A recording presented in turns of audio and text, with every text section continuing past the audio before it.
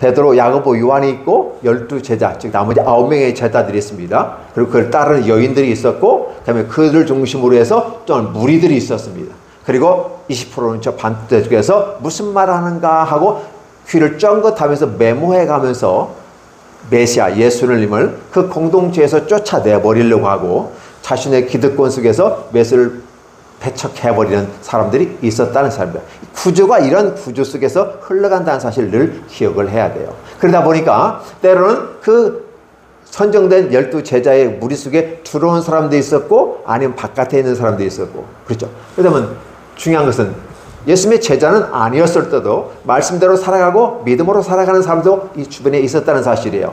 그들은 예수님의 친제자가 되지는 못했다 할지라도 바깥에서 주님의 이름으로 가르쳐 주시는 대로 보여주는 대로 보고 느끼고 경험하는 그대로 행하는 사람들이 있었어요. 이런 사람들은 그 즉시 예수님의 이름으로 귀신을 내어 쫓고 기름을 발라서 병든 자가 치료합니다. 마치 사도들이 예수님께서 2명씩 짝지어 보냈을 때 했던 것처럼 그렇게 보이게 된다는 것입니다. 그러다 보니까 어떤 문제가 발생해요? 한때는 제자들이었는데 우리도 그렇게 했었어. 그런데 우리는 현재 지금 못하고 있어? 귀신을 내어 쫓아달라고 했는데 귀신을 내어 쫓을 수가 없었어? 그런데 문제는 그들은 우리 무리 속에 들지 않았지만 그들은 예수님의 이름으로 귀신을 내어 쫓고 있는 그 과정을 바라보면서 오늘 등장하는 한 요한, 사도 요한이죠. 주님의 사랑을 가장 많이 받았다고 하는 이 요한이 이 두 가지의 모습 가운데 즉 이쪽이냐 저쪽이냐라고 하는 부분 속에서 우리 속에 들지 않는 다른 사람들이 주의 이름으로 귀신을 내어 쫓는 일들을 하는데 이것은 있을 수 없는 일이 아닙니까? 어떻게 주님의 제자도 아니면서 주님의 이름으로 그렇게 합니까? 라고 하는 것이죠.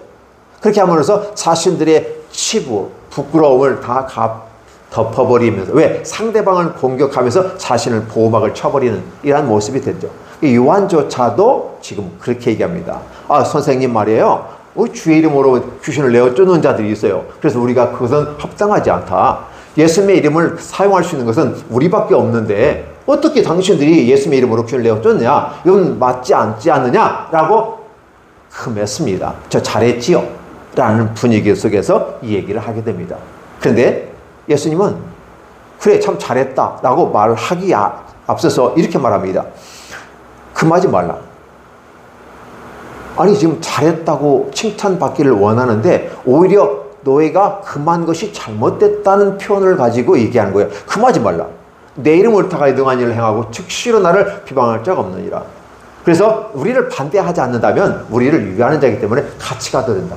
12제자라고 하는 부분은 내가 너희들을 키우고